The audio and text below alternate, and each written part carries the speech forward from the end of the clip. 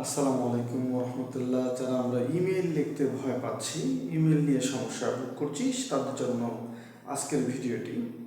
আমরা একটি ফরম্যাট সাজিয়েছি, যে ফরম্যাটের মাধ্যমে আপনি যে কোনো ইমেল লিখতে পারবেন।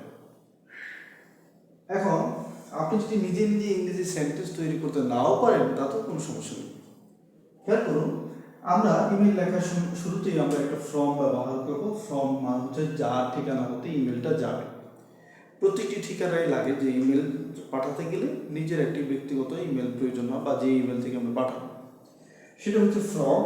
এটা আপনি মুখস্থ করার দরকার নেই, নিজের মতো করে ইমেল বানিয়েও দিতে পারবেন বা নিজের ইমেল এইখানে লিখতে পারবেন। এখানে টু হচ্ছে গিয়ে যে ঠিকানায় আমরা ইমেলটা পাঠাবো। সেন্ড হচ্ছে কি আমরা কোন টাইমে ইমেলটা পাঠাচ্ছি। যারা আমরা মোবাইলে বা ল্যাপটপে ইমেল করতে পারি তারা জানি যে এগুলি ফরম্যাটগুলি অটো থাকে, কিন্তু আমাদেরকে পরীক্ষা হলে তো অবশ্যই লিখতে হবে। এবং সাবজেক্টটা কী বিষয়, সাবজেক্টটা আমরা লিখব।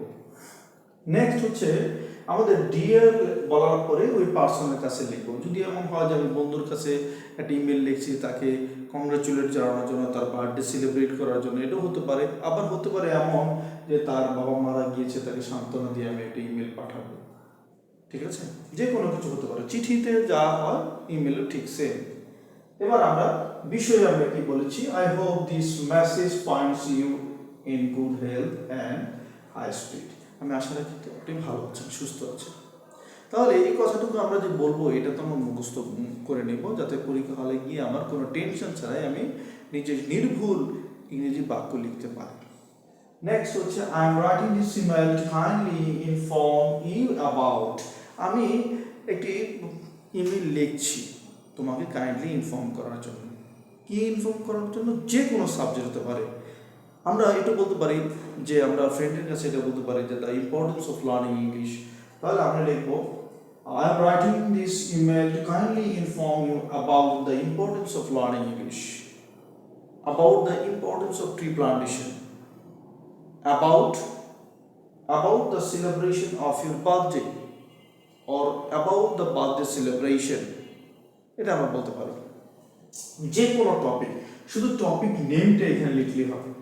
তার মানে এতটুকু কিন্তু আমাদের কিন্তু কোনো চিন্তা ভাবনা ছাড়াই আমরা এই ইমেলের এই অংশটুকু লিখতে পারবো।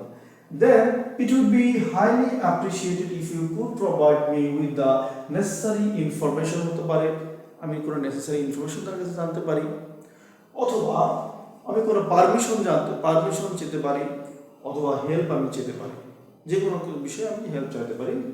রিগার্ডিং দিস ম্যাটার, ওই বিষয়টা কি বিষয় নিয়ে আমরা লিখবো সেটা লিখবো। এরপরে টপিক সেন্টেন্স রিলেটেড সহজ সাদামাটা 2 থেকে 3টি নিজের মতো করে বাক্য রচনা করতে হবে। 2-3টি বাক্য রচনার জন্য বিস্তারিত পরবর্তী ভিডিওতে আমি দিয়ে দিব, যে কিভাবে এখানে সেন্টেন্স না পেলেও, মানে নিজের সেন্টেন্স মেকিং ক্যাপাসিটি না থাকা সত্ত্বেও কিভাবে আমরা 2 থেকে 3টি সেন্টেন্স টপিক রিলেটেড লিখতে পারি। এর পরবর্তীতে দেখি আমরা I would be grateful to if you kindly consider my request. কি রিকোয়েস্ট করেছি সেটা আমরা জানি না, কোনো সমস্যা নেই।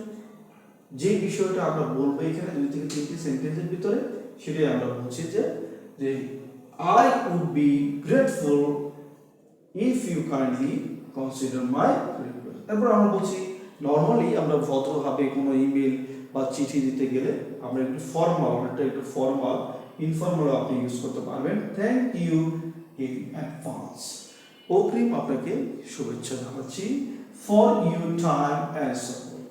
তার মানে একজন ব্যক্তির কাছ থেকে আমি টাইম বা সাপোর্ট কোনোটা পাইনি, বাট আমি অগ্রিম তাকে ধন্যবাদ জানাচ্ছি। এরপরে সিনসিয়ারলি ইউজ বলে নিজের নাম ঠিকানা আমরা এখানে দিয়ে দেব। আশা রাখি আজকের পরে ইমেল লেখার যে ভয় আমাদের মনের ভিতরে, যে ইমেল আমি পারি না, এই ভয়টা আশা রাখি কেটে গেছে। সবাইকে ধন্যবাদ। আসসালামু আলাইকুম।